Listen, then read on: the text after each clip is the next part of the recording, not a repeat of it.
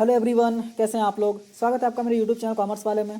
QRMP scheme opt करने का option जो है जीएसटी के साइट पे इनेबल कर दिया गया है। अगर आपने अभी तक ऑप्ट नहीं किया है तो आप कैसे ऑप्ट कर सकते हैं, वीडियो ऑलरेडी मैंने बना दिया है और यहाँ आई बटन पे लिंक कर दिया है।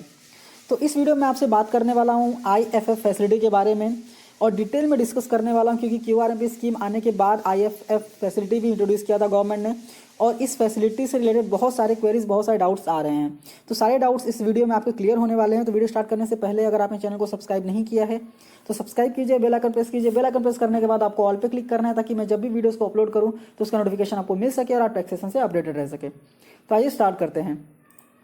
तो यहाँ पे मैंने सर्कुलर ओपन किया है। जब आईएफएफ फैसिलिटी आया था तो ये सर्कुलर भी आया था। तो अभी ये सर्कुलर क्या कहता है कि जब आप क्वार्टरली रिटर्न मंथली पेमेंट जो क्यूआरएमपी स्कीम है आप ऑप्ट कर लेते हैं तो आपका जीएसटीआर 1 और जीएसटीआर 3 भी दोनों क्वार्टरली फाइल करना हो जाता है एंड आपका जो टैक्स का पेमेंट रहता है वो आपको मंथली करना होगा। तो अब जब आप जीएसटीआर 1 अपना क्वार्टरली फाइल करेंगे तो आपके इनवॉइसेस के जो डिटेल्स होंगे वो क्वार्टरली बेसिस पे साइट पे अपलोड होंगे। आईएफएफ फैसिलिटी क्यों लाया है?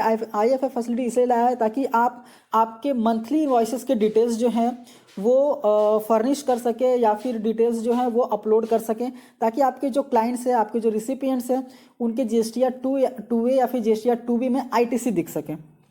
पहले मैं आपको बता दूं कि आईएफएफ फैसिलिटी जो है ये कंपलसरी नहीं है। यहाँ पे आप देख सकते हैं इट इज़ नॉट मैंडेटरी, ये ऑप्शनल फैसिलिटी है। अगर आप चाहें तो ऑप्ट कर सकते हैं, चाहें तो फाइल ना करें, कोई प्रॉब्लम नहीं है।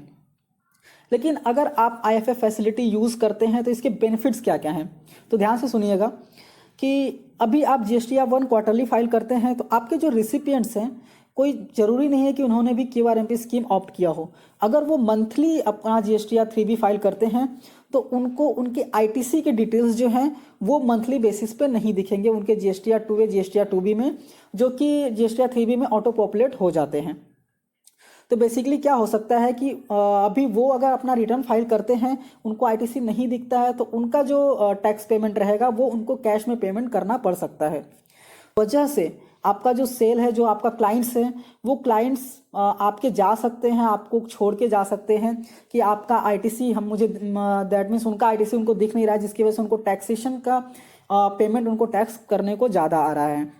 तो आईएफएफ फैसिलिटी इसीलिए लाया गया है कि ताकि आपके जो क्लाइंट्स हैं जो मंथली रिटर्न फाइल करते हैं एटलीस्ट उनके इनवॉइसेस की डिटेल आप मंथली फर्निश कर दें, ताकि उनके जीएसटीआर 2A या फिर जीएसटीआर 2B में डिटेल्स आईटीसी के दिख जाएं और उनके जीएसटीआर 3B में ऑटो पॉपुलेट हो जाएं, ताकि उनको टैक्स का बर्डन ना आए।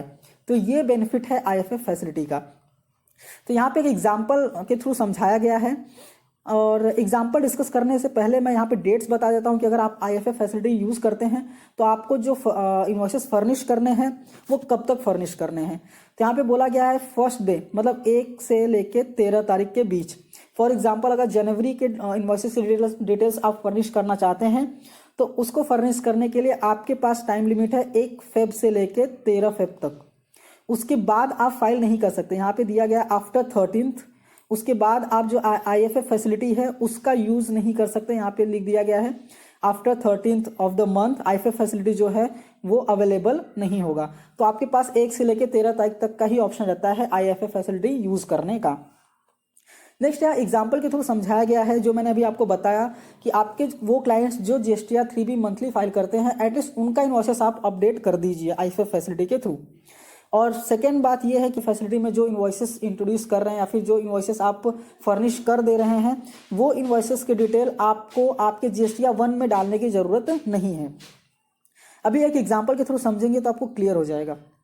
यहाँ पे a registered person who has availed the scheme wants to declare 2 invoices out of total 10 invoices.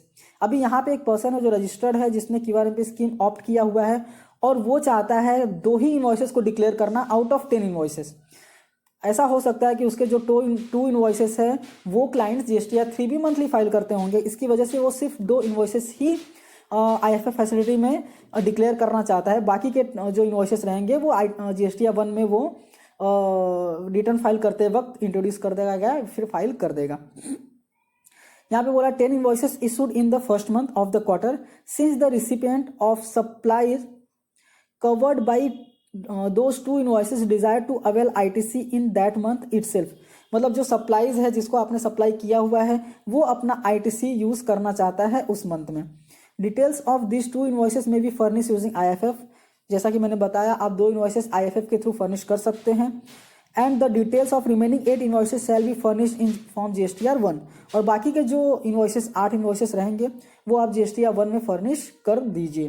The 2 invoices furnish in IFF shall be reflected in GSTR 2B of the concerned recipient of the first month of the quarter, and remaining 8 invoices furnished in form GSTR 1 shall be reflected in form GSTR 2B of the concerned recipient for the last month of the quarter।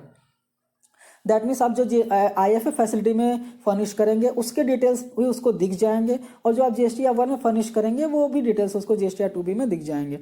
जैसा कि मैंने बताया कि ये mandatory नहीं है और ये ऑप्शनल फैसिलिटी है, और यहाँ पे दिया गया है the first 2 months are not required to be furnished again in form GSTR 1।